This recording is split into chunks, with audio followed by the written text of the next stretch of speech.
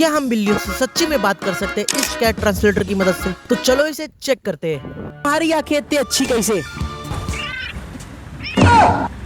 Guys ये डर गई, पता नहीं क्यों। तुमने आज खाने में क्या खाया? बोलो। गाइस इग्नोर कर रही है ये मुझे। तुम्हारा नाम क्या है?